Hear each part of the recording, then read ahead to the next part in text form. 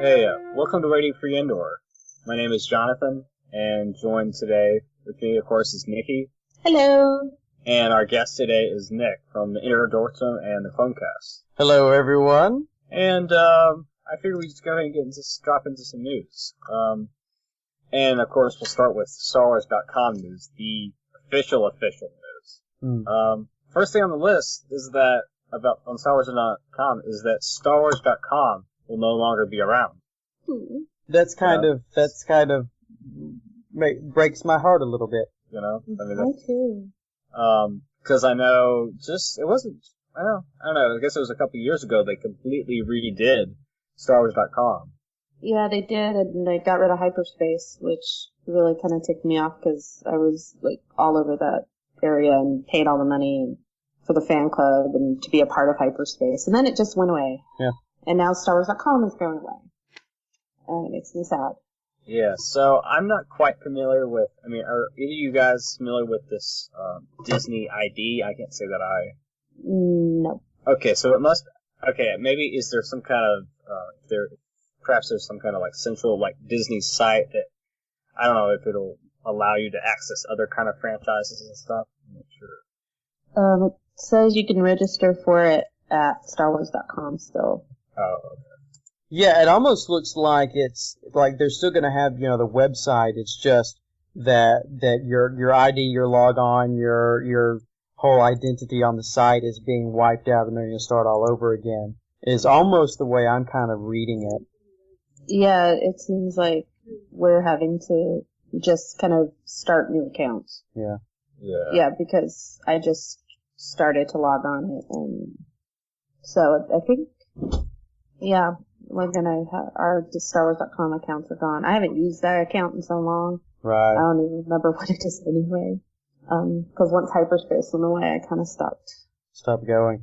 Stopped going as often. The new look of the site is pretty good. I mean, they've got content broken down into various categories. And have you guys heard about this community category that's on the site now? No. Oh, the community category. Yeah, it sort of highlights Star Wars fan community goings on and doings and like productions. And if the site will load for me, because it's trying to, and it's waiting for StarWars.com. Come on now. But it actually has like a section for like podcasts, where they sort of highlight some of the various podcasts that are out there that are Star Wars related.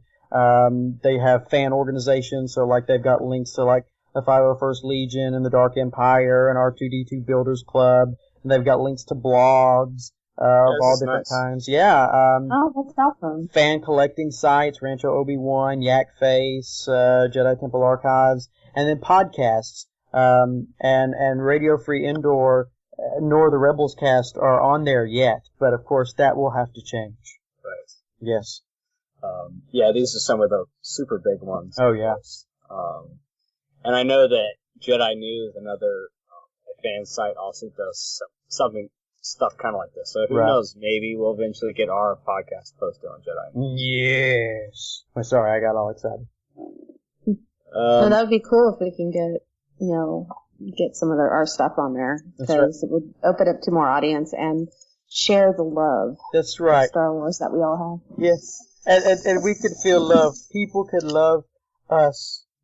And we will feel complete and no longer empty in our souls. Okay, that might be a bit much. We need the constant validation. Exactly. It's insecurity. Insecurity. That's exactly right. Listen to Nikki. She knows what she's talking about. Oh, I do. Trust me. So speaking of Star Wars fandom, I know just recently the Lucasfilm Narrative Art, the Museum of Narrative Art and stuff, they just recently announced that it's coming to downtown Chicago, I think. And so I guess you guys are aware that for a while there was this conflict with George Lucas with the city of San Francisco trying to get this land, and they were saying no, because he wanted to be in this park of some kind, but they were saying, oh, that would really work here. He wanted it to be near where Letterman Sounds and Arts campus is, and what was the old Presidio in San Francisco. and that's right next to Golden Gate Park. So it would have had to have taken a big chunk out of Golden Gate Park because I don't think it would fit where they wanted it at the Presidio. I went to college up there, so. Well, you would know then. I know that area really well. So we know that like George Lucas apparently he considers Chicago like kind of his second home, and I'm pretty sure that's where TMZ found him on the street. Yeah, if I'm correct. I saw that. Yeah, I guess because his wife is the CEO of a company that's based in Chicago, so they're going to split their time. The woman who got the job I wanted. So it's supposed to open in 2018. I think this is going to be a pretty awesome thing. Whatever, I'm not sure like how much it'll actually cost for admission and stuff, but hopefully it'll be a lot more friendly than say Rancho Obi-Wan, which is a decently priced. Right. Yeah. But well, and as a guy living in Alabama, I must admit that Chicago, has an advantage over, say, San Francisco in that it's a lot closer. And so, if I want to try to go see the George Lucas, Narrative Art Museum, then I don't have to travel as far, and that's a good thing. But then, it's like if I go to San Francisco, then I'm seeing the George, if it was there, then you could see the George Lucas Art Museum, and I could be where Starfleet Command is. And so it's like, wow, that'd be like both things put together. But it's like Chicago, what happened in Chicago? Nothing, except for, of course, the Decepticons trying to destroy everything. So, what do you make of that? I don't know. Well, I would go to San Francisco more often because it's like my second home, but I would have liked to have seen it with the Letterman campus because it's such a beautiful location. But I understand they have to put it there. I understood when they made the first celebrations, in Colorado and then Indiana. I didn't like it. I didn't like it because it cost me more money. Right, there you go. You're to travel. Plus, who lives in Indiana? I mean, come on, really. No, I'm kidding. I'm kidding, Indianians. There are many of you. Indiana. That's right, and you have a wonderful state full of happy people. Yeah, but I was really glad when Ford came to LA because I was like, oh, I don't have to travel. I just have to take the metro up to LA. So Harrison Ford. Yeah. Definitely some craziness going on around there. So apparently he was back in London with his foot all wrapped up and stuff. Right. Yeah, I heard that it was officially broken and he has to do some rehab for a few weeks. Right. And I know that I've read and everything that he's going to try to, do as much as the doctor will let him. He's going to actually try to kind of go above what, there might be some resistance, old man Ford talking to the doctors. Can say I want to be his doctor. Well, yeah, and also remember he is playing Han Solo, who would not listen to his doctors. That's true. And, he can pull up his past roles and be like, look, doctor, you can't tell me what to do because I have played a doctor before, Dr. Richard Kimball, and I did not kill my wife. It was a one-armed man, which, by the way, does not mean that it was me, Nick Weymouth. So he can say, I've been a doctor, I've been the president of the United States, and I fought off the Commissioner Gordon on a plane, and I have done all of these. I was a spy, and so look, doctor, just let me do my thing. So, yep. And I would say, yes, you're right, Mr. Harrison Ford, sir. You're all fine now. How am I? I don't know. I would let him do whatever he needed to do. He's the man. So. But can I just say, if I may, that I think this goes to show. I don't know if y'all, here's my southernness with my y'all. I don't know if y'all had seen the big drama that IGN stirred the pot with, the whole deal about special effects in episode 7 being more practical based as opposed to CGI, and some of these people that were talking like, everything that's computer generated is the devil, and everything that's practical and animatronic is the greatest thing ever. And when I heard about Harrison Ford's injury, of course, I mean, the first thing I'm thinking is just as a human being who has been injured, that is a bad thing. And then it's Harrison Ford, and he seems like a pretty cool guy, and he's a good actor. Man, I hate that for him. And then as someone who's older being injured, oh, that's sad. And then there's the level of, he's in Star Wars and they're filming and he's injured and that's sad. And so after I got through all of those many levels of sadness, I thought we need to have a picture or something, that people can share on the Facebook as people do that has some picture. I don't know what it would be, but the text would be something along the lines of, when was the last time that a CGI effect ever broke Harrison Ford's leg? Because for all these people talking about how practical effects are the greatest thing ever, well, your practical effects broke Han Solo's leg. So what do you think of that? Maybe George Lucas isn't so bad. Maybe George Lucas just wanted to keep people safe. Maybe that's all it was. Could be. You could be the legal representative for actors' rights. That's right. CGI means no hospital visits or something. Yeah, I generally stay out of the IGN comment section. You are a wise man, Mr. Jonathan. You are a wise man. I usually, as far as fan feedback, I usually get that from listening to various podcasts. Yeah. Right. I don't look at comment sections on anything. Those people are on crack. Yes. It's also probably... They're on death sticks. That's right. You don't want to sell me death sticks. Sure. I just think it's funny that JJ keeps, he tried to say, there's not going to be the Millennium Falcon, and what does Harrison break his foot on? The door of the Millennium Falcon. Which makes me surprised that Christopher Pine, back when they were filming Into Darkness, didn't break his leg on Khan. Khan's not going to be in the movie, and then Christopher Pine broke his leg on Khan. That would have been kind of random. But, well, I think the Millennium Falcon misdirection was a little,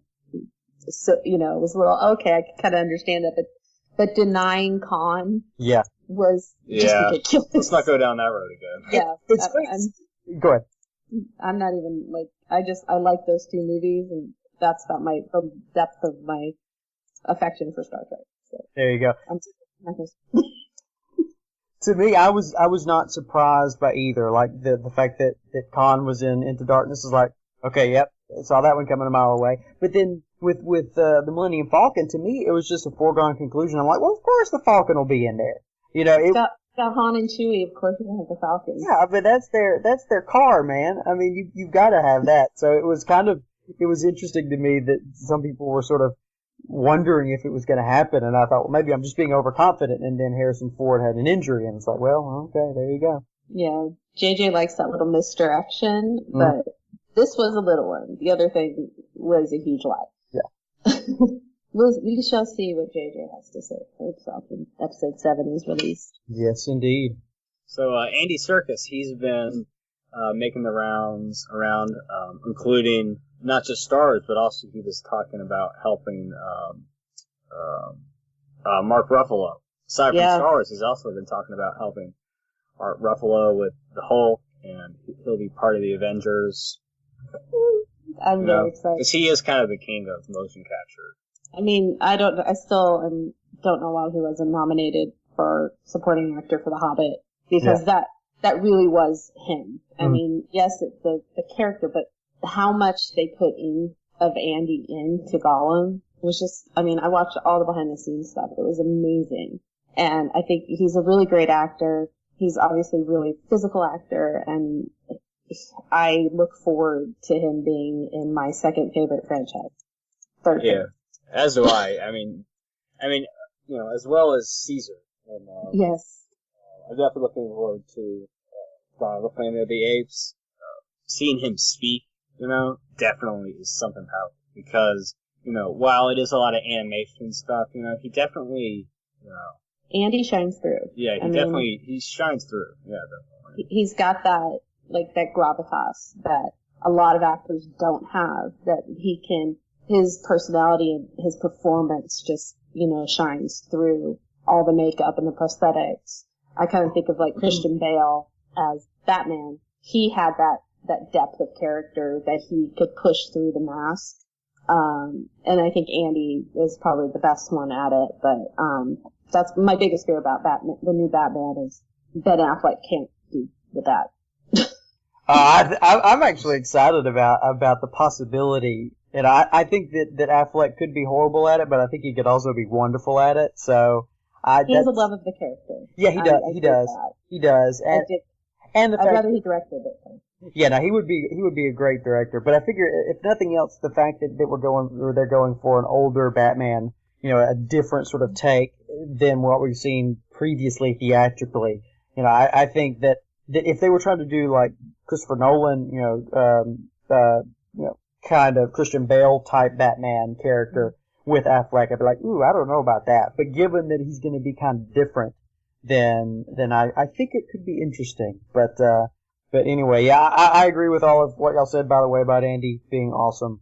I want to know what part he's playing in Star Wars, though. Right. I want to know if it's a character that we'll see again. I want to know if it's a CG character, because he was in that photo. Right. So is he going to be a mocap figure, or are we actually going to get to see Andy? Right. I'm pretty sure they recently confirmed that he will be playing. He did say, like in an interview a little further back, that he is actually going to be a motion capture character. Wait, so you're telling me they're going to have? Well, oh yeah, no doubt about it. But so you're telling me that they're going to have CG in a JJ Star Wars movie? Get out of town! I am. Get out of here! I'm sure it was in the contract with George. You must include one CG character. ILM Yoda is off the table. That's right. ILM needs something to do. Oh, trust me, I see them in the credits of many films. Yes, They're indeed. quite busy. But yeah, I'm excited to see how Andy brings his Andiness to the Star Wars universe. Besides the original 3, which I figured was a given, when they announced Andy Serkis, I just got super excited.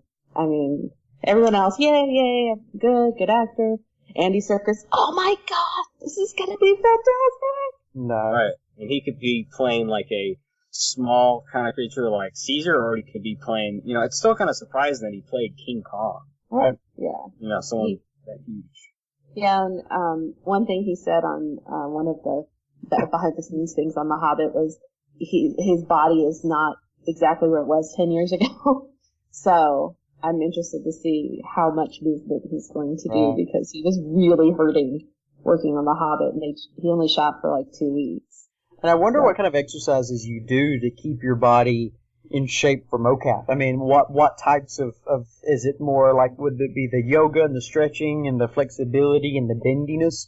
Would it be more the endurance? It's just, it's something that I've never pondered before until now, but now I'm wondering.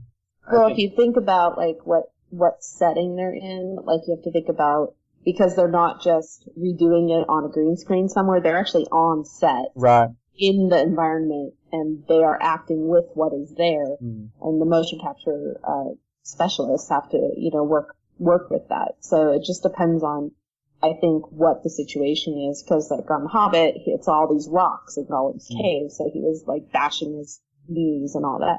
So I think if it's a little gentler, if it's just like a Jedi Temple, a New Republic, headquarters, something like that, or the Millennium Falcon, I think it might be a little easier on the mocap. Right.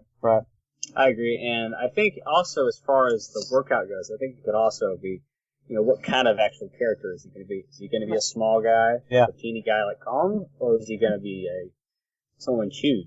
Yeah. Right. It all depends on the character, the situation, and the location. But I bet he's probably stretching a lot. Yeah.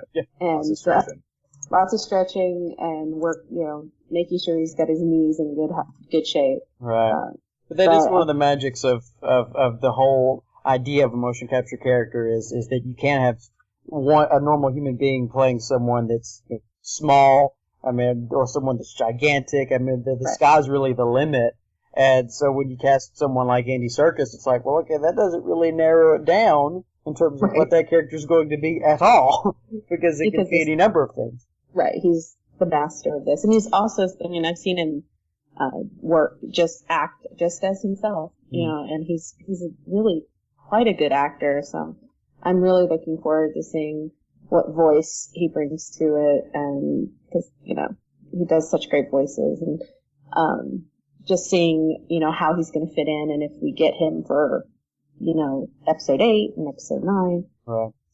That's my hope, and and the good thing about motion capture is that the actor is almost not identifiable. So, he might be playing multiple characters. He might be playing one for episode 7 and then a different for episode 8 or 9.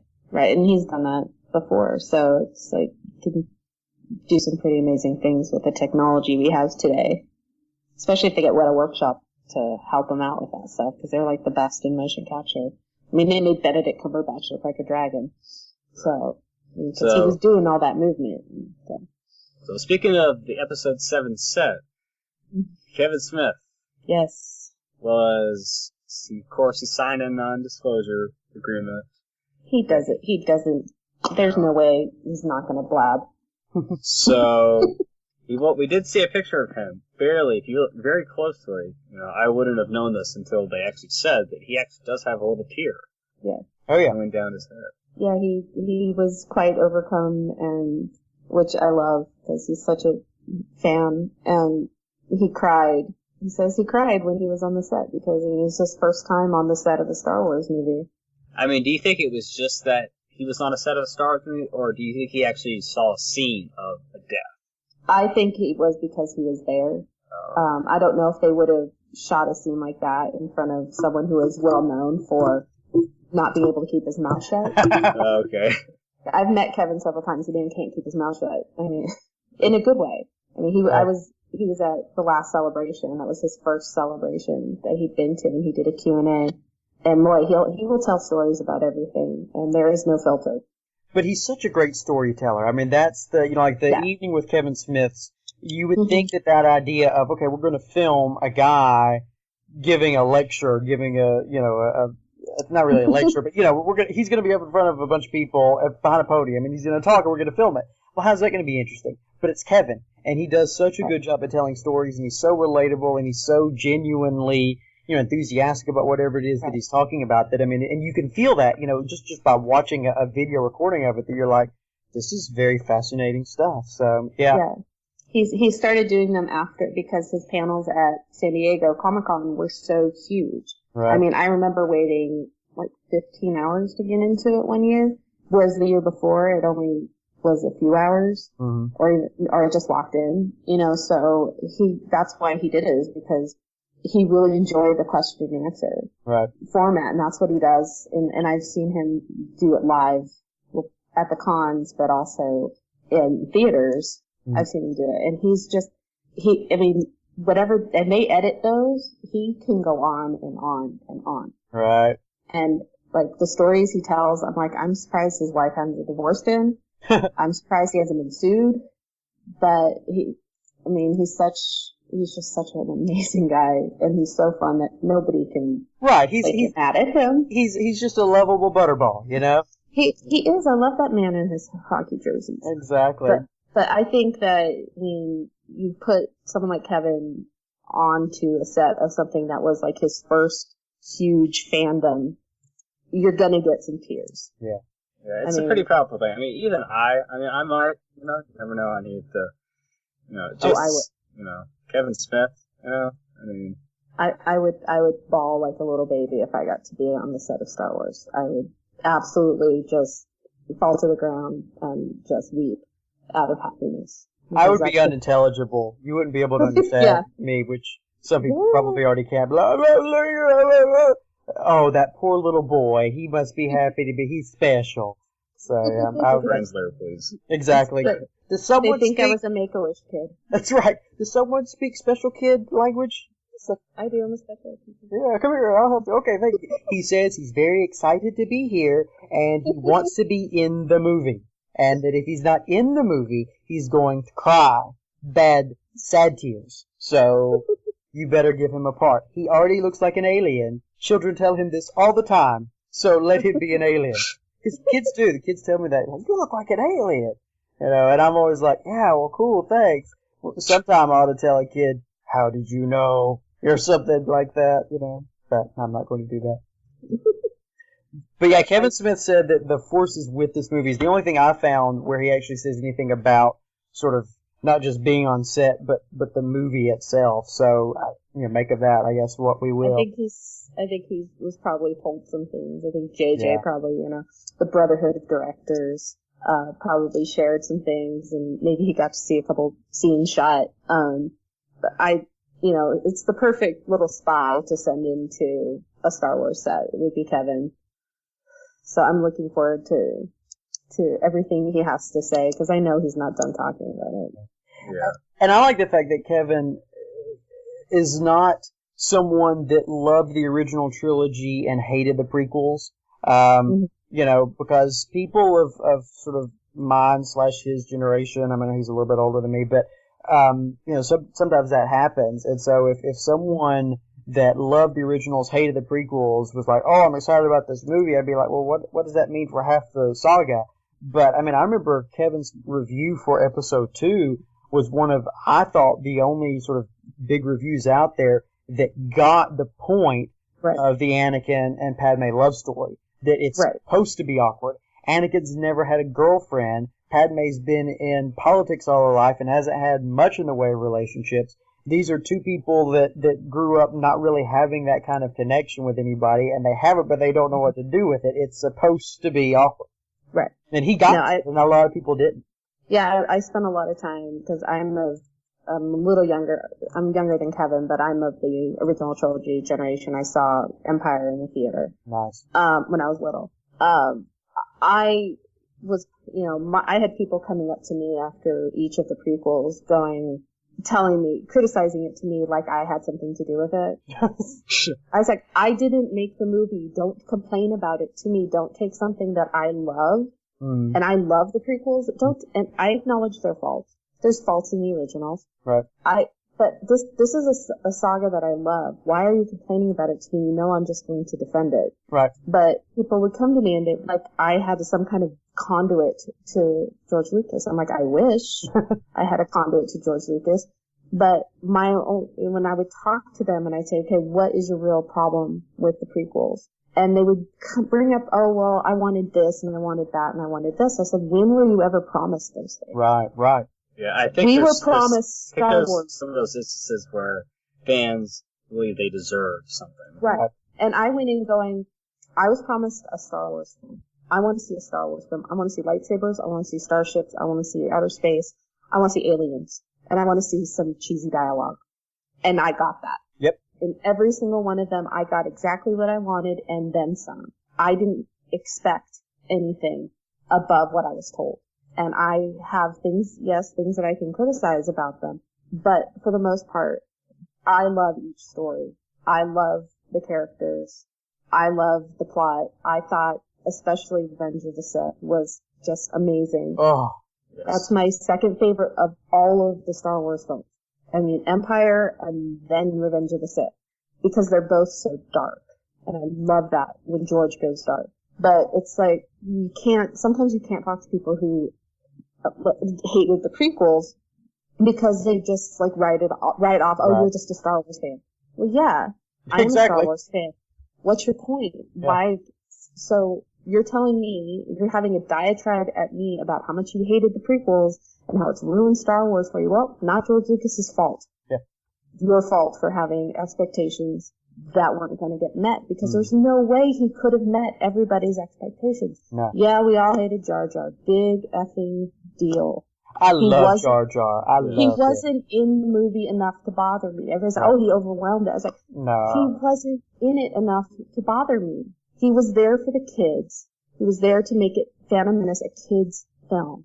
I mean, I consider myself, unlike you guys, I consider myself the prequel generation. So I was, when Phantom Menace came out, I was almost 8. I don't know. Sorry for aging you guys, but... Oh my goodness, I'm so old! I need to go to a nursing home now.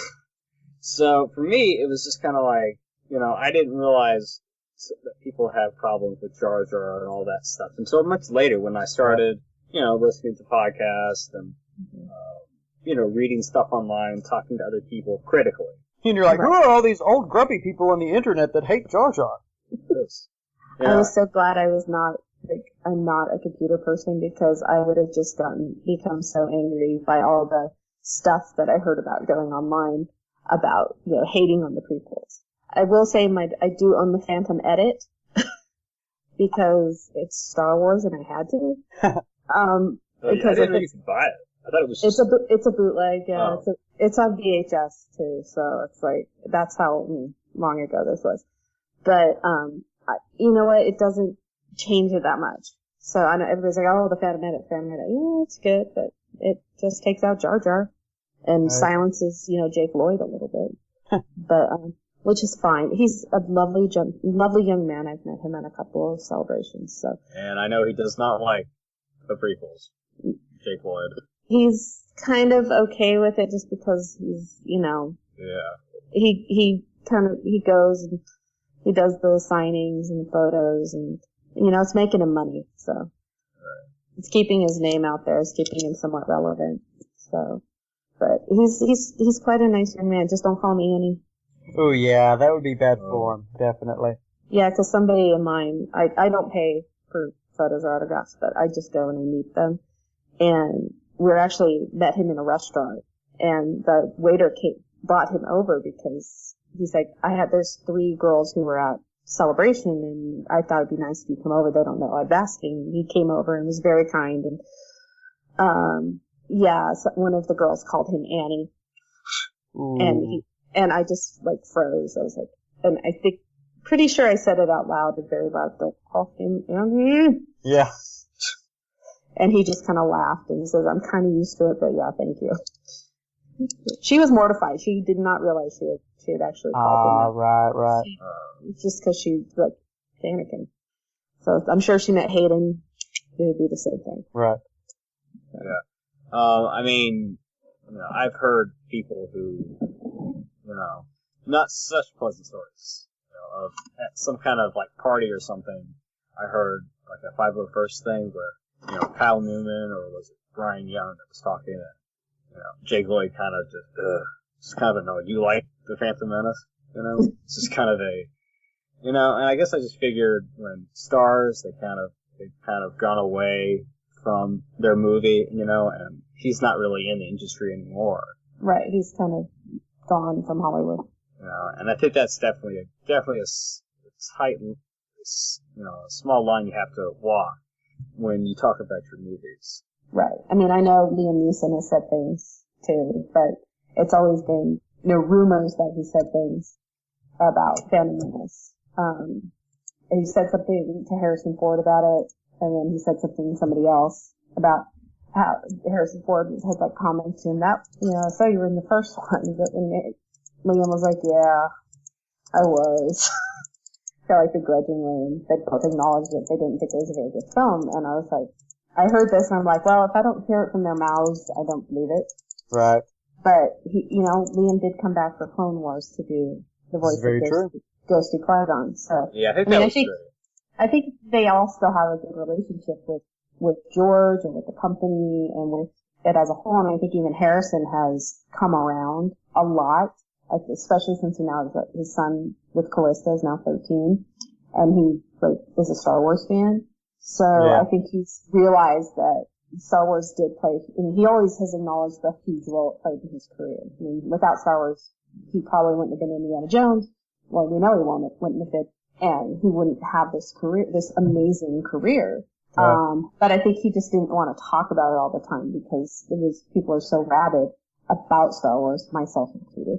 Mm-hmm. So I understand, but he's now in the last few years, he showed up at screenings for charity. He's acknowledged Star Wars. He's said more positive things about it than he had in the past. So I think everybody's kind of coming around and acknowledging this played a huge role. This made a cultural impact, and I was proud to be a part of it. I just like him to say that. Right. Out loud on tape. So have a little kumbaya moment, Air, so that we can get on the record. Well, I think coming back, really, the point where it was like, this is a guy who wanted his character to die. Right. In Return of the Jedi, very famously did not want Han to survive. So it had a lot of criticism about how his character was written for the third film. And I think the fact that he's come back and he's now going to be more of the focus of this film, because if you got Harrison Ford, you got to make him the focus. I think it shows a lot.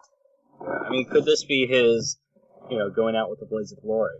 Well, there were rumors when all the rumors were going about last year. Carrie had said things. Oh yeah, we're all in it, and then they had to take it back, and nobody would comment. And I think it was on Conan Harrison was asked, Tony gave him like $1,000 to give him any kind of information about the new films. And he said, I hear his answer was, I hear they're making a new one. No. That was his spoiler. So I think the fact that, we got him, and then there was an article, I can't remember where it was, and I've been looking for it, where it said that it was a rumor that if he did do it, he wanted Han to die in this film. I don't want that because that's my favorite character in the entirety of Star Wars is Han Solo. He was my first love, my first crush when I was 6 years old. I don't want him to die. I understand why he thinks he needs to go. Yeah, I would think it would be kind of, I don't know, disappointing for a lot of people to bring back this character after a 30-year absence just to kill him off. Right. It's like, just unless he goes out, like you said, in a blaze of glory. If it was something really meaningful and impactful, it would have been better to be like, just don't have him in the movie, and every once in a while they'll like talk to him on the phone, Yeah, so I don't know what they're going to do. I hope that, the sentimental part of me hopes that doesn't happen. The pragmatic Star Wars nerd thinks it would end Han's legacy in a really beautiful way if it was some big battle, if it was defending something, if he was being Han when it happened, and that's how we lose him. But I don't want it to happen. But I think it might. I'm preparing myself for the fact that he's not going to survive this. Yeah, I think there's a very good chance that, like the previous movies where you kind of hand it off to the next generation, and one way to do that is by killing off a character, such as Luke, and I think there's a lot of rumblings going on that, maybe, he could, I hope that he'll survive episode 7, but, there's a good chance that maybe he could die in episode 8 or 9. Right. I think that passing it on to the next generation is what they tried to do with the last Indiana Jones film.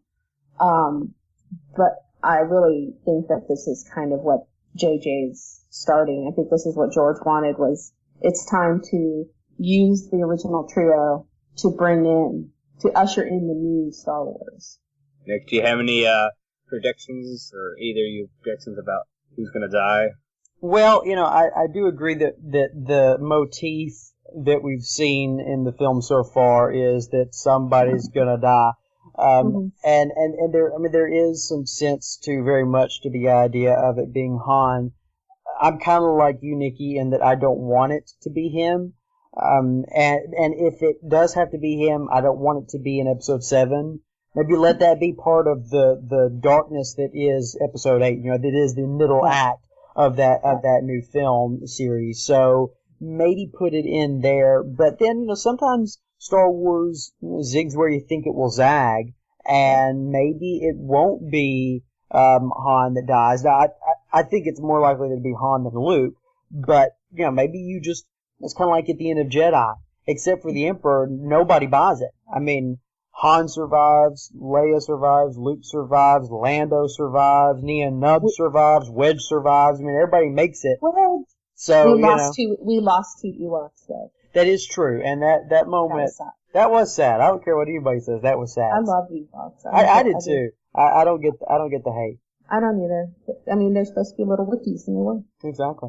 But yeah, I begged for an Ewok toy, a stuffed toy, the entire 2 years after Return of the Jedi, and I never got one. Oh, that's a bummer. A friend of mine had one, and I was like, that's cool, man. My friend wouldn't let me touch hers because she didn't want to get it matted. I have one now. I bought one of the original ones at a Star Wars convention, so I'm happy, and I like to show it to my mother sometimes and go, see? Look at this. It was like $20 in 1983. Guess how much I paid for it? Nice. 50. What you think of that? The box. She gave me $50. Well, there you go. Like, here, I've paid for it. Good, so I win. Exactly. It took me long enough time, Mother, but I won that one. Yes. Now I want my AT-AT walker and my Return of the Jedi roller skates. Yes. Oh, yes. But yeah, I don't know about who's gonna die. I think it could be possible that we're gonna get at least out of episode 7 with no one, buying the farm. Well, none of the core. Right, exactly. I think we might lose some other people because it's a Star Wars film. Right. And if we do lose somebody, if it was a Jedi character that we lost, then we could still have him show up as a Force ghost. But, Han, I don't think we're going to get Han showing up like, hey, I'm dead, Luke, and now that's not going to happen, so... He doesn't believe in the Force. It's a hokey religion. Well, that's and the way it's he no felt. match for a blaster at your side. Yeah, that's how he felt in episode 4, but I think he was a convert to the Force by the time it was all over, but... So, yeah, I don't know, it's Han. But he has to have some kind of respect, I mean... Oh, I'm sure he does. I mean, because he even says, in A New Hope, may the Force be with you, and he handled the lightsaber in Empire. But I think he probably is like, this is something they're into. This is a Skywalker thing. It's not something I'm into. But I'm just going to do my thing and let them do their thing, because he's not one to, join anything, really. I mean, he only joined the Rebel Alliance because it saved his butt. He kept him out of Jabba's clutches for a little while. Another thing, I think, I just blanked out. It happens. Yeah. He's not even old like us. That's right. So, even the young can be afflicted with, what was it? I forgot now. We can all get it. Right. And as far as, I think one thing that's definitely up in the air is, one thing we've kind of gone back and forth, in general, is this relationship thing. Mm-hmm. I mean, we're going to assume that Han and Leia get married and that they probably have a kid. Well, her official name, on the call sheet, her official character name is Leia Solo. There you go. Right.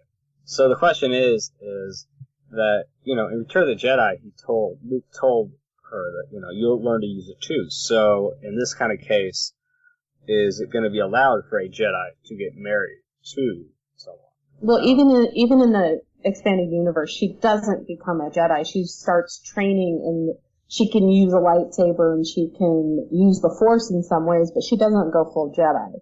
It's just something she uses in some instances. So I don't think it's going to have any repercussions. Plus, that's the expanded universe. Right. That's right. Drop the hammer. Burn it. So I think it'll be. I mean, I like that point. I like your question. I don't think it will have made an impact because perhaps she's been busy forming a new republic and she hasn't had time to do that. She might learn the ways of the Force. She might learn to access certain aspects of it. She might even wield a lightsaber. But I don't think she would go full Jedi like Luke. Because she wants to do more. She doesn't want to just be a Jedi. She wants to do more. Right. And I think, there's also the debate about, whether or not Luke would establish a Jedi Order. And I think there's this kind of thing going on that maybe he wouldn't want to do the same thing that the Jedi did before, that maybe doing this ceremonial kind of thing where everybody kind of gets together in a tall tower isn't the right way. I mean, are they going to go off, like a little planet or something? Maybe not necessarily to the extreme of Dagobah, but something similar. I think because George was very upset at the idea of Luke getting married when he found out that they married Luke to Mara Jade.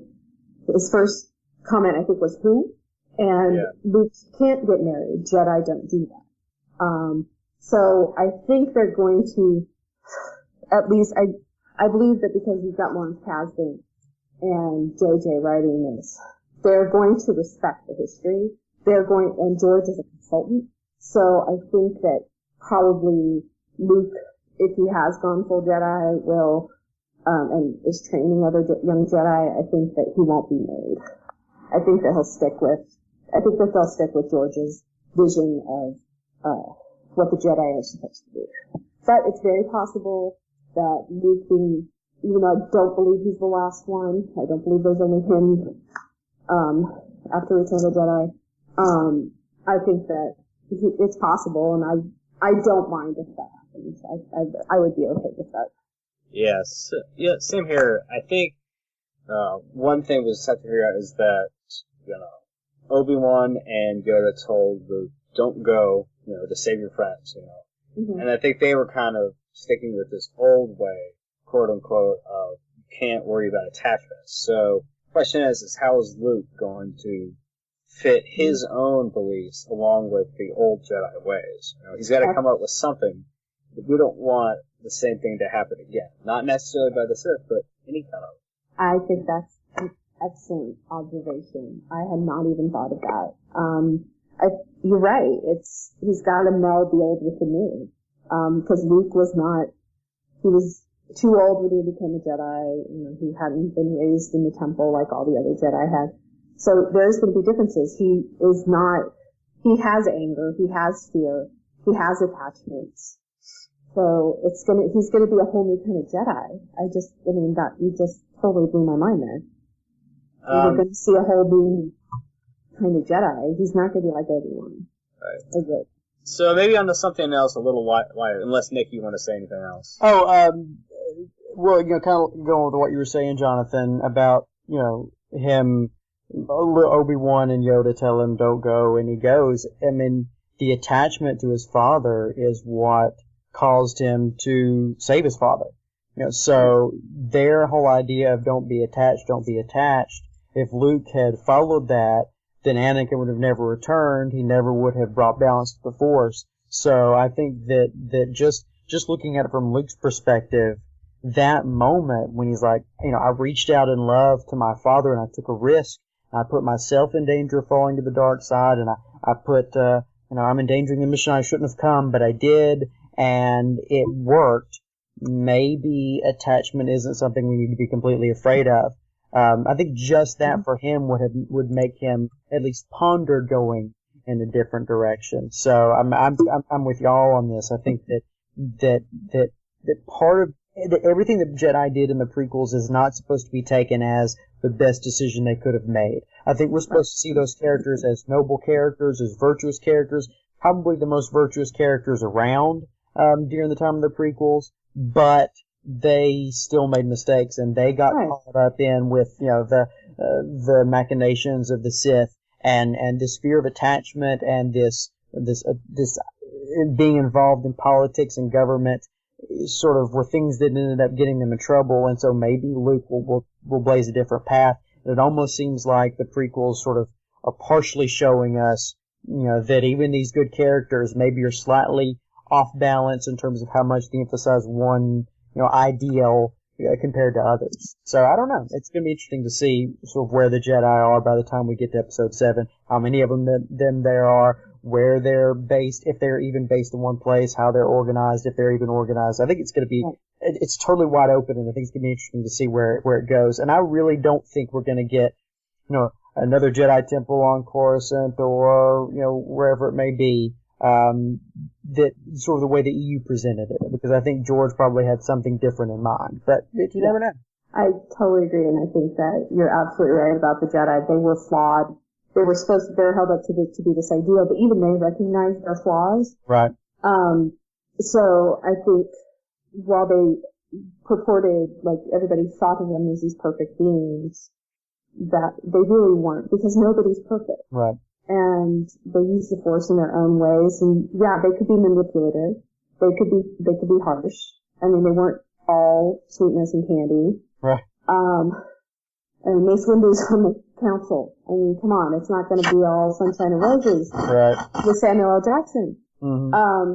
But I think that the combination of the two, of Luke and the idea of what the Jedi stand for, and are going to be pretty spectacular.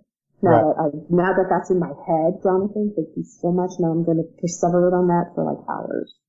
No problem. Do what I can. So moving on to something a little lighter. We were talking offline about Phineas and Ferb.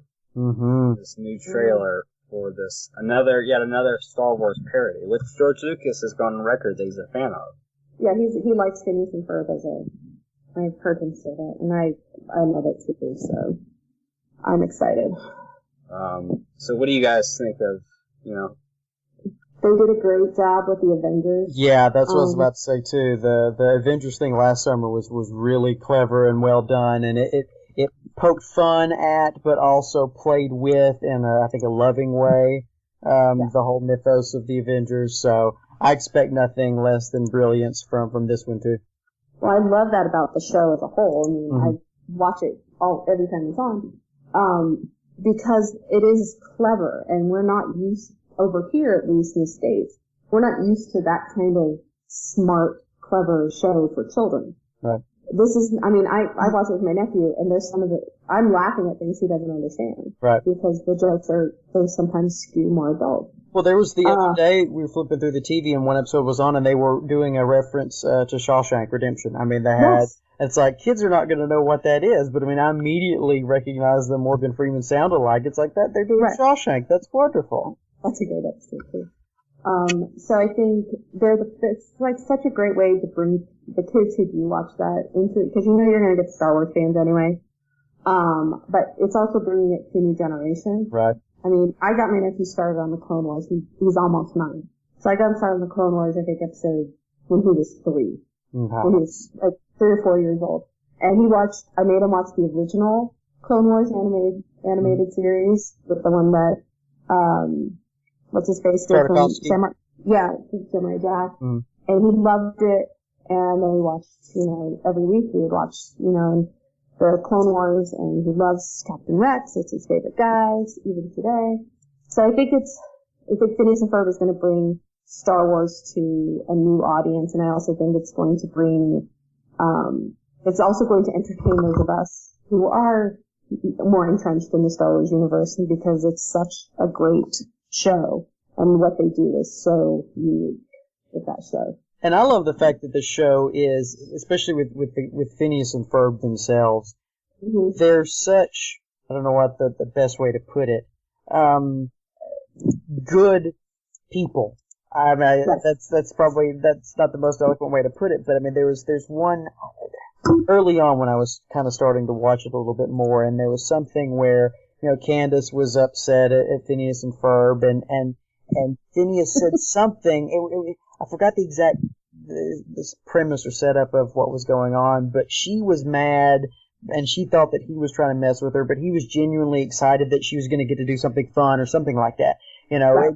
I remember what Shmi says about Anakin, that he likes to help people, that he knows nothing of greed, that sort of that innocence, that sincerity, that kind of mentality, which you typically don't see in a lot of cartoon characters, aimed at kids, because they're snarky and they're sassy and they're, I'm gonna show them. And Phineas and Ferb are just good-natured kids. And I mean, their friends are too. Even Buford, I think, is deep down a good old little softy. But they have good intentions. They don't have malice in them. And that's refreshing. And I think that tied in with Star Wars is just gonna be a ton of fun, because I don't think it would work with sort of your snarky type of animated characters, but with Phineas and Ferb it'll be great. They're sweet, they're kind, they're smart, and they make being smart fun. Right. So it's also encouraging kids to learn about science and learn about engineering and technology. And one of my favorite Candace, those moments that you don't see on kids shows, it was his birthday extravaganza, and she was spending the whole day trying to bust the boys as usual. And she showed up and she had that print that they picked up somewhere, and she gives it to Phineas, and it's like, oh my God, this is what I wanted most. You got me this. I've been looking for a left-handed disc thingy. And it was like, it didn't matter to him what she'd been doing all day. All he saw was the best sister in the world. Right. Even though she constantly tries to bust them. But they're always thinking of her. They always think of their friends. They include everybody. They say, hey, who's going to do this? When Isabella's sick, right? They make her feel better. When Buford loses his goldfish, they help make him feel better, So they're just such sweet characters. I totally agree with you. It's the perfect setting for a show about Star Wars for kids. Right. Oh, great. So moving on to some rumors, quote unquote, we have, for one thing, we have this recent, just a couple days ago, Carrie Fisher's said that recent thing that Carrie Fisher's daughter cast as Princess Leia. Yeah.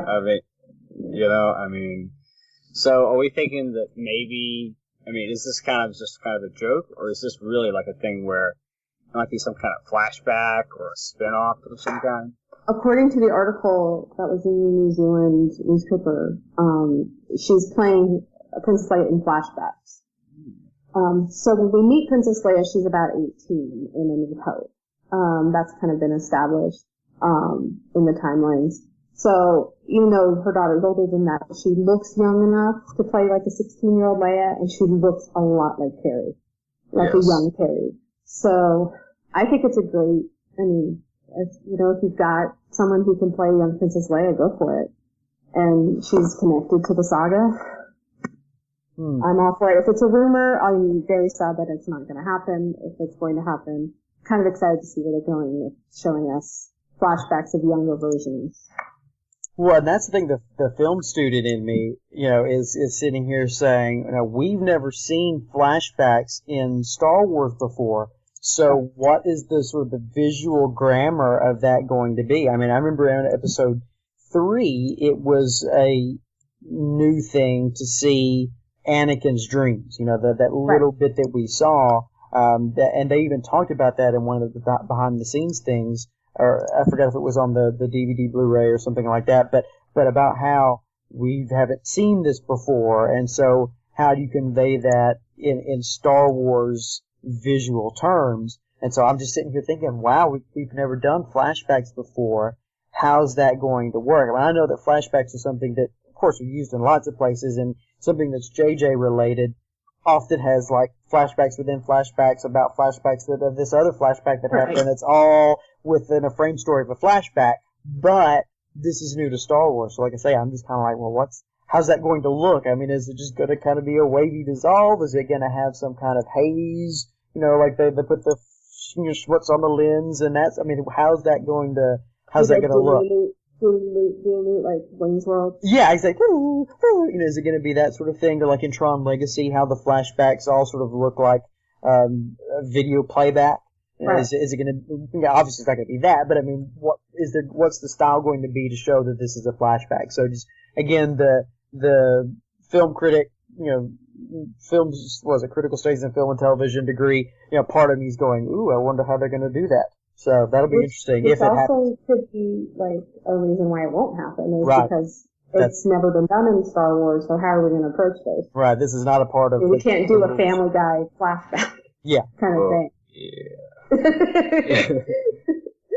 So I mean, maybe it won't happen. Maybe it'll be a hollow thing that Leia's watching. Because you're right, we haven't had flashbacks. We've talked to ghosts. Right. We've had dreams. We have seen holograms, of Anakin killing younglings. So we've got that. Well, we also have this holiday special where we saw lots of holograms. Oh well, we don't have to bring that up. Although, have y'all ever watched that with the Riff Tracks commentary on it? Not yet. I haven't.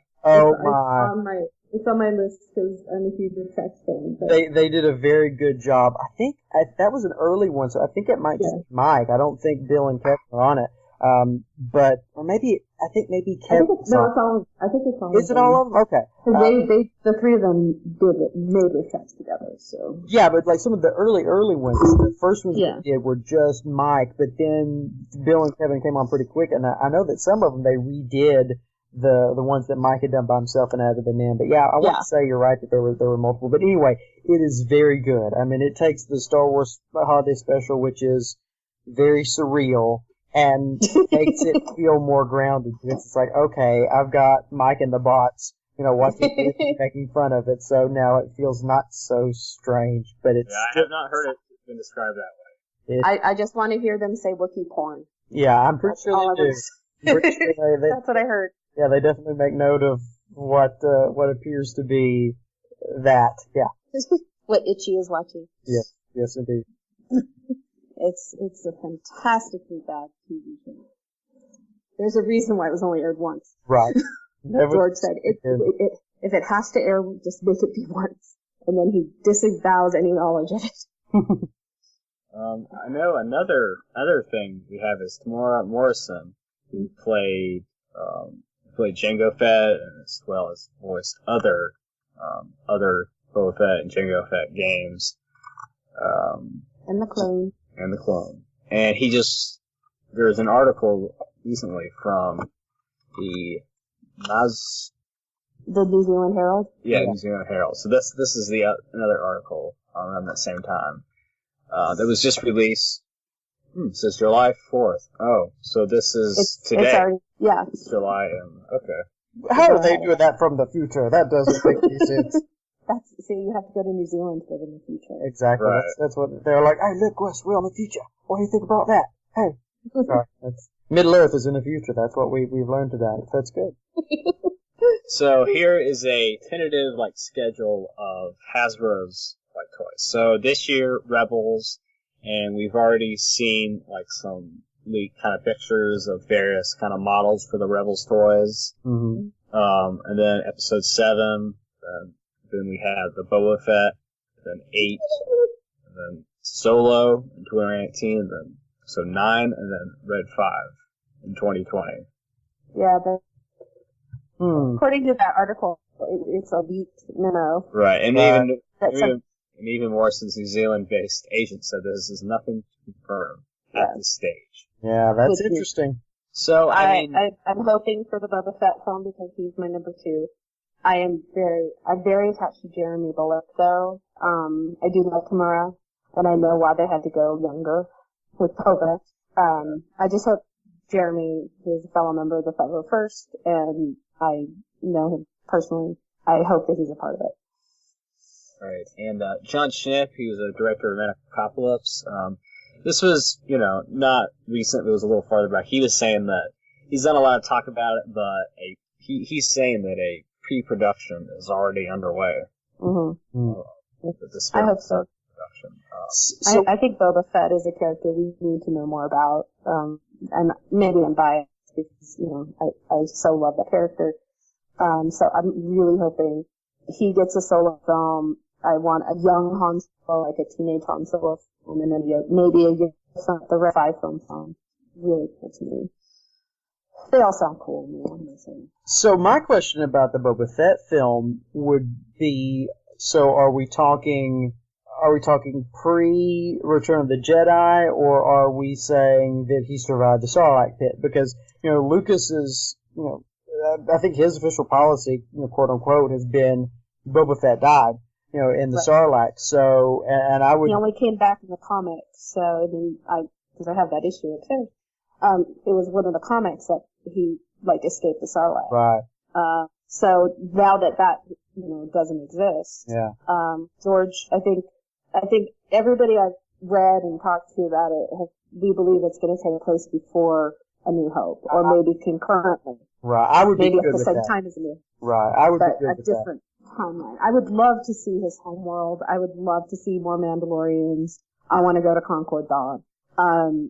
If that's indeed what they want to call it.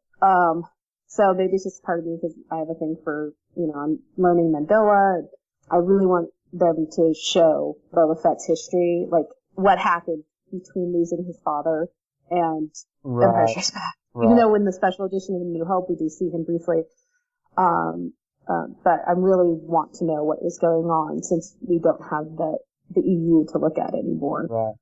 But I'm definitely the idea that Tamara Morrison would be playing him again. That because I see what you're saying about, and I can agree on that. It would be good for Jeremy Bullock to be involved in some way just because of his history with the character. But since Tamara Morrison was the face and the voice starting with episode 2, the idea of him coming back and being Boba Fett again, I gotta admit I'm like, right on. I'm excited about that. So that could be fun stuff. I'm all for Tamara coming back. I just want a nod to Jeremy. Right. I was kind of upset when they dubbed over the voice in Empire and Jedi. I was kind of upset about that because that was but then I remember what Jeremy had told me once was that he wasn't even there the day they filmed that He's No Good to Be Dead thing. Right. And he was a stormtrooper actually on top of the carbon freezing chamber. He wasn't even the Boba Fett. So it was different people played him, but to me, Boba is always Jeremy. And George, gave a nod to him in Revenge of the Sith, which I loved. Yeah, I was like, oh my God, it's Jeremy. And I remember sending him an email and going, I'm so excited I get to, so, he thinks I'm a little crazy. But, just a little. But, I love that he loves the character so much that his uniform in the 501st is Boba Fett. Nice. He's a Mandalorian. That's he awesome. wears the full armor.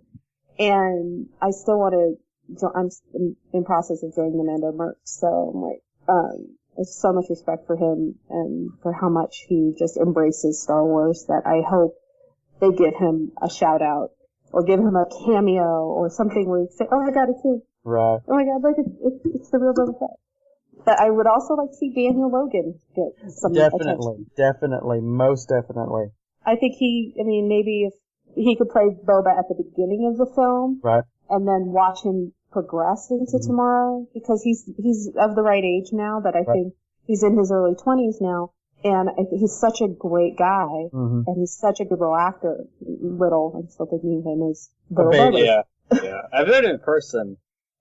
He's definitely slow. He's not much. He's about my height, which is not very tall. Well, Stormtrooper, Jeremy's tall, but everybody's taller than me. But I would like to see both Bobas get a nod. I actually have a picture of the two of Jeremy and Daniel together from San Diego Comic-Con, and I was like, can I get a picture of the two together? And they're like, yeah, totally. So I have the Bobas. Very cool. Yeah, always on board for anything with Boba Fett, and I really, really want Jeremy and Daniel. Yeah. And Tamara. But that's a different story. Yeah, I think because this idea of the bounty hunter is that you're generally, of course you saw in the Clone Wars that they do kind of, hang out together, but there are times where they just kind of go their separate ways throughout the galaxy. So it's kind of a lonely job. Right. The idea of, just kind of going anywhere else, because the galaxy is a big place, so, I think some of us we would like, I think it'd be nice to actually hook some kind of another character in our saga, but they could just be a completely different direction. Right. And there are planets we haven't even explored yet. They said there's like 1,000 neutral systems. Wow. Right. And there's probably bad guys hiding out, or, guys with bounties on their heads. And not all Mandalorians are bounty hunters either. Right. So it might be, even though he becomes a bounty hunter like Jango was, doesn't mean he was always a bounty hunter. So we might see his transformation from young kid, of fighting on his home world or trying to find his place in the world, because he's a clone. Right. He doesn't have a mother. He doesn't have a family. He has no background. He could be exploring his father's or, Jango's life and find the home world and, become a true Mandalorian rather than like the clones. Because the clones, I have lots of friends who affirm this in the Legion. The clone army are not Mandalorians. Right. So, they might look like Mandalorians, but trust me, the Stormtroopers do not claim them. Right. I think speaking of Stormtroopers and Mandalorians and stuff, there's another, I know IMDb is definitely like one of my favorite websites, but the thing is about, upcoming movies, the detail can be a little shady. Yeah. They had Clark Gregg in Thor 2 and Iron Man 3 on IMDb.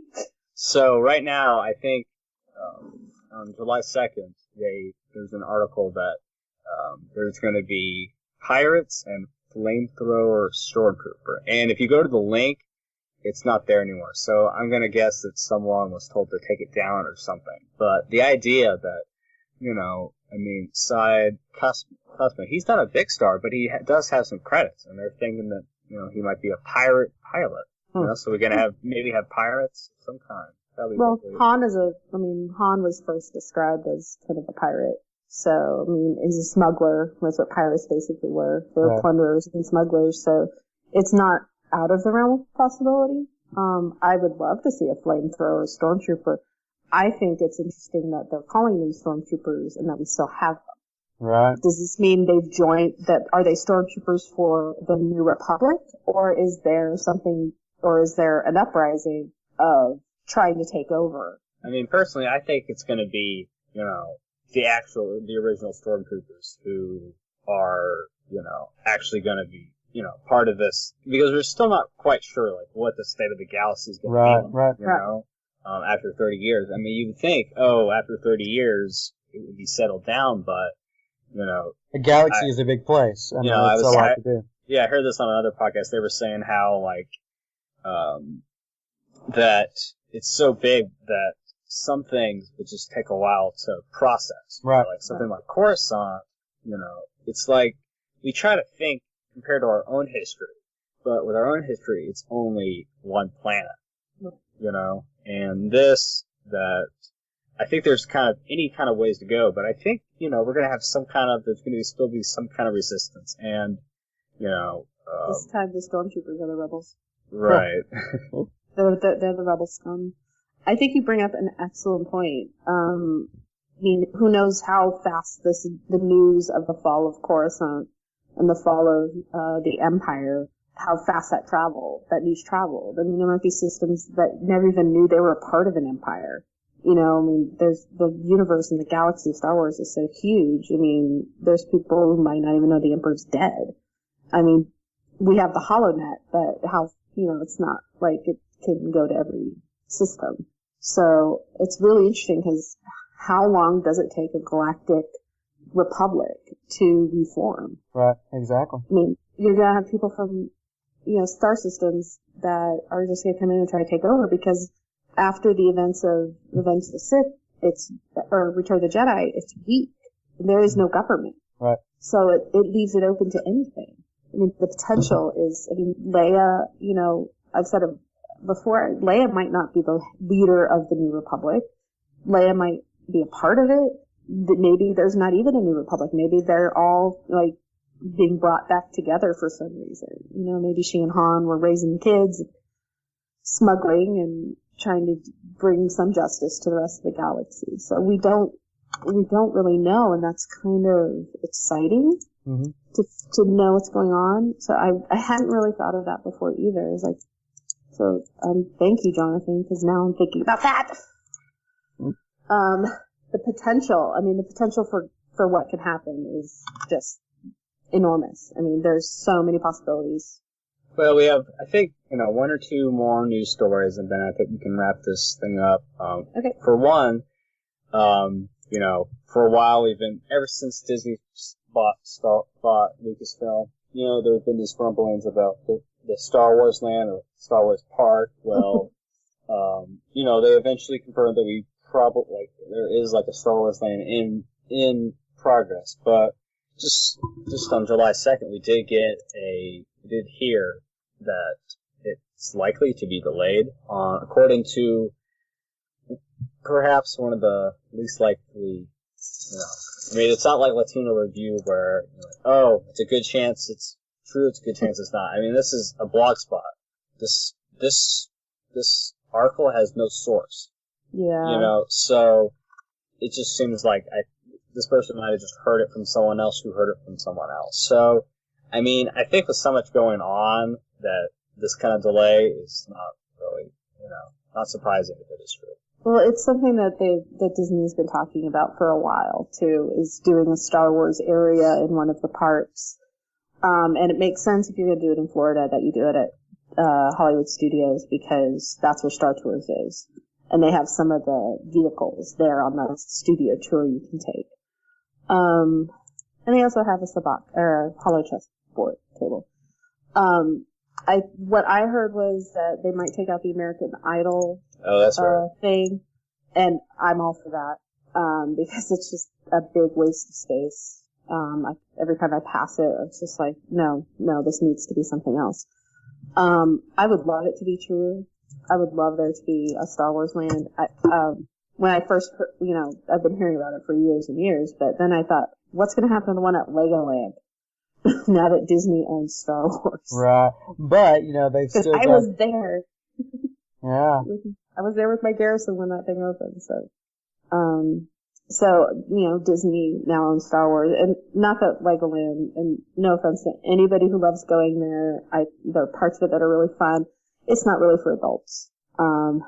And so when they got that, I thought, maybe, and now that Disney owns Star Wars, I'm like, Star Wars land. Now we can finally get it. So, I don't know. I've heard so many rumors, like, since Star Tours opened in Anaheim, about a whole land that I've kind of become numb to it in a lot of ways. But I hope they do it. I really do. I want more Star Wars. And, speaking of delays, we also heard about we talked a little about this earlier, but as far as the injury goes, the fact that Kathleen Kennedy and J.J. Abrams, they want the May 2016 release date because of the accident with Harrison Ford, and what's going on with that, and what actually happened is still a little fuzzy, as far as, he broke his foot on a Millennium Falcon that doesn't exist. Right. And so we do know he broke his leg, but, then we see another photo of him, I think actually back in UK or something, or walking around. He's doing rehab, he's got one of those boots on. He's a tough guy. I mean, this is the guy who stapled the fedora to his head in Indiana Jones in The Last Crusade, so it wouldn't fly off. I think that he's probably going to be back sooner than later. You don't keep that guy down. I would love to have a May release date. If this injury means that we actually get back to a May release date, I don't mind waiting till 2016, because to me, Star Wars movies open in May. And I was really upset about the December release date. So, because that's the kind of thing nerds like me worry about. That's right. That's the wrong month. That's the wrong month. This is not, it must be May 25th, 1977 forever. Even though I wasn't there. But yeah, so I want him to be better. I want him to be full strength Han Solo. And I hope the rehab goes really well. And I think it will. He's a really healthy guy. So even if he breaks his foot on Millennium Falcons that aren't in the movie, according to JJ. Non-existent devices and the props causing damage. Like Khan doesn't exist in Star Trek. That's right, exactly. Oh, I'm Khan! What do we... Who? What? Yeah, we were all shocked, yeah. Why is this drama? No? Well, you're gonna get Khan and get Benedict Cumberbatch to play it, and we'll all be like, okay. Well, all the girls are like, I think with that, I think we can go ahead and close. Okay. All right, then. So, thanks for listening. Follow Radio Free Endor on Facebook and Twitter. Tweet to us, post on there, get some discussion going, as episode 7 and, all that goes on. Rebels Cast is gonna start very soon. That will be coming to the feed as well, about Star Wars Rebels. So, what about you guys? What about, your Twitter or any of your social media you'd like to get out? Well, let's see. We've got, of course, the Inner Dorkdom, which is where Josh and I just talk about whatever we feel like talking about. We are planning on doing some Transformers discussion soon, given the existence of Age of Extinction. So let's see. If you want to get in touch with us, of course, Inner Dorkdom has a Facebook page. We also have a Twitter that we've had 4 tweets on. We have made 4 whole tweets, not half tweets, 4 whole ones. It is unreal the level of social media interaction we've got going on. But follow us there. There are 9 people following us, and probably most of those are our mothers. But except I don't think my mom has Twitter. So Inner Dorkdom is just at Inner Dorkdom. And of course our blog is mirrored on the Southgate Media website, so you can go there and check us out. And so there you go. I guess that's all that's there. And then of course, email us at the Inner Dorkdom at gmail.com, and bother us and pester us. And we have a tradition on the Inner Dorkdom, which is if you read something to us, unless it is laced with profanity, we will read it. So you want to hear your words read over the internet airwaves, then email us and we will read it and it'll be fun. So talk to us. Yes. I'm now following the Inner Dorkdom on Twitter. All right, you are one of the 9. I am numbered 9. All righty. Woohoo. I could be found on Twitter at iHeartCoulson. Also, Discogryph, DISCOGRYFF, because I'm also a Harry Potter nerd. And on Tumblr at punkrockzebra.tumblr.com. And tweet me do whatever you want. If you start me talking on Star Wars, you don't get me to shut up, as these guys know. So, feel free to chat. I'm always around. And my personal Twitter is JEBell49er. That's the Twitter I mostly use. So just tweet to me, message me. I basically post stuff there every 2 minutes or so. I post something, whether it's sending it to my Tumblr, which is Geek Everything Tumblr, or I just tweet that I went to go see a movie, or the weather. The weather has been horrible here in the DC area. It's thunderstorm. So just kind of anything. I'm always talking about any kind of stuff from Star Wars to anime to all sorts of stuff. So much time on my hands. Okay, so thank you for listening. Thank you. See you guys later.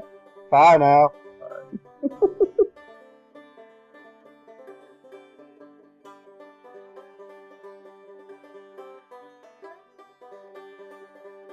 If you would like to donate to help pay for this and other Southgate Media Group podcasts, simply go to our website, southgatemediagroup.com, and click on the donate button. It can be as little as $1 or, well, as much as you want. Help keep this fun going by supporting this and our other shows. Thanks again for listening, everyone. You're the best fans in the world.